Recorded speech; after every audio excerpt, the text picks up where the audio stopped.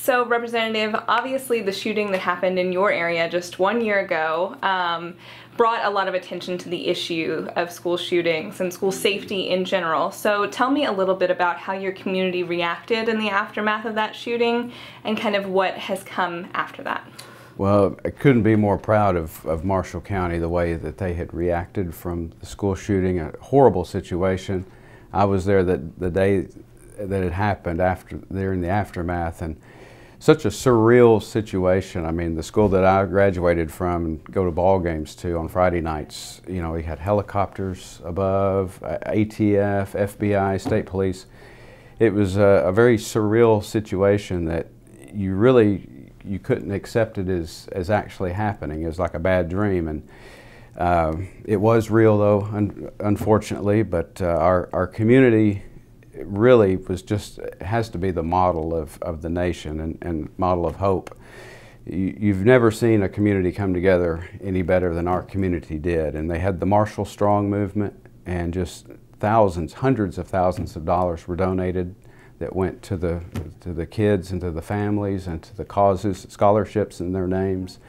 And you know, we lost 2 precious lives that day, and others were injured, and some, you know, forever scarred by the tragedy that transpired that day. And this is a chance. The way the community came together and the bill that the House and Senate have put together is a way to honor what had happened to those kids and to carry on their name in a very positive way, and to do all we can to keep this from ever happening again.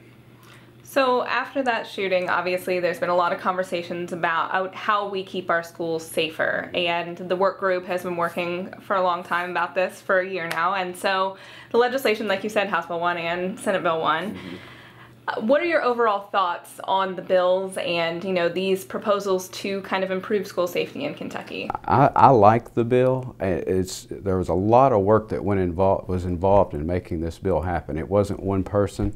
It wasn't one party. This is a group that was put together that had the sole intent of making schools safer and making our community safer. It wasn't a partisan issue, and it wasn't a partisan group that did this. This is a group that was made up of state police, of students, of schools, and our legislators all worked together with the goal of crafting a bill.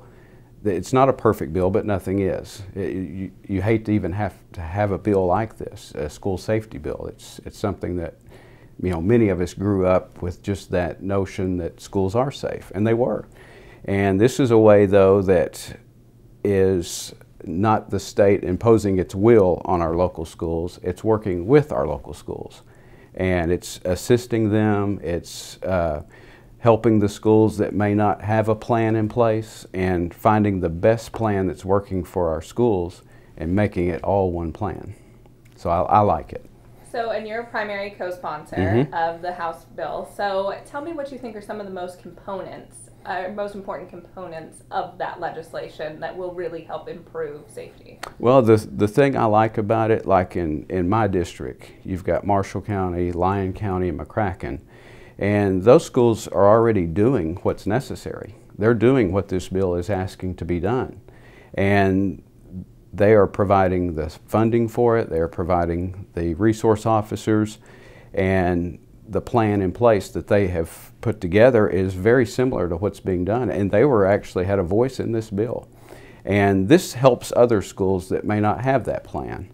And the thing that I like most about House Bill 1, other than it helps our schools be safe, is that it provides the mental health aspect. And that's something that hasn't been addressed. You have guidance counselors, and they do help. I'm not saying they don't, but a lot of their job is college planning and future planning and things of that nature. And this is strictly a chance for mental health providers to help students.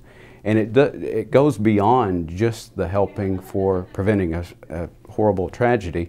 It also helps with kids dealing with their parents going through a divorce, eating disorders, all types of issues that kids go through. So how is your community back home kind of responding to these efforts? Obviously, you've probably talked to a lot of your constituents about the bill and, what can be done on a statewide level to kind of mirror what's happening in your area. So how are they reacting? Very positive, and they like that the state is making this a priority, and this is the priority, the biggest priority for the state government this year.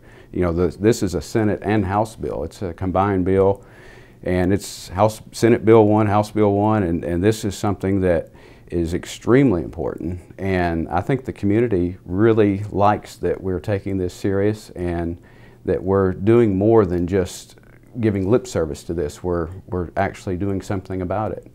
And the only negative I have heard is something that will be addressed is the funding issue of it.